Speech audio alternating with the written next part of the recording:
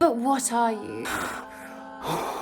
said the Queen again. Are you a great overgrown dwarf that has cut off its beard? No, your Majesty, said Edmund. I've never had a beard. I'm a boy. A boy, said she. Do you mean you are a son of Adam? Edmund stood still, saying nothing. He was too confused by this time to understand what the question meant. I see you are an idiot, whatever else you may be, said the Queen. Answer me once and for all, or I shall lose my patience. Are you human? Yes, your Majesty. And how, pray, did you come to enter my dominions? Please, your Majesty, I came in through a wardrobe. A wardrobe? What do you mean? I opened a door and just found myself here, your Majesty, said Edmund. Ha! said the Queen, speaking more to herself than to him. A door?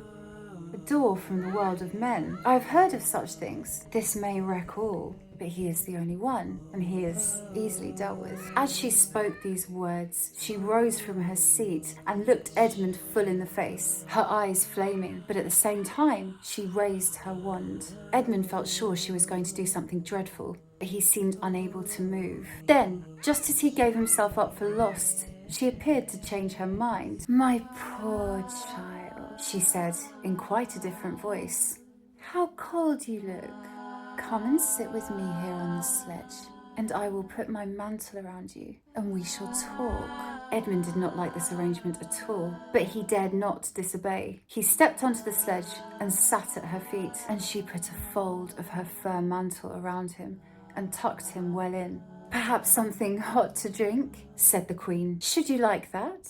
Yes, please, your Majesty, said Edmund, whose teeth were chattering. The Queen took from somewhere among her wrappings a very small bottle which looked as though it was made out of copper. Then, holding out her arm, she let one drop fall from it onto the snow beside the sledge. Edmund saw the drop for a second in midair, shining like a diamond. But the moment it touched the snow, there was a hissing sound, and there stood a jeweled cup full of something that steamed. The dwarf immediately took this and handed it to Edmund with a bow and a smile. Not a very nice smile. Edmund felt much better as he began to sip the hot drink. It was something that he had never tasted before. Very sweet and foamy and creamy, and it warmed him right down to his toes. It is dull, son of Adam, to drink without eating, said the Queen presently. What would you like best to eat?